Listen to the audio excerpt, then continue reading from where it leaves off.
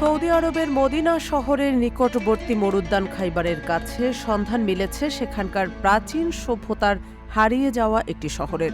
প্রত্নতাত্ত্বিকরা জানিয়েছেন শহরটির বয়স অন্তত ৪,০০০ বছর। তারা আরও বলেছেন, হাজার হাজার বছর আগে মধ্যপ্রাচ্য অঞ্চলের যাযাবর পশুপালক জনগোষ্ঠী লোকালয় গড়ে তোলার প্রচেষ্টা শুরু করেছিলেন।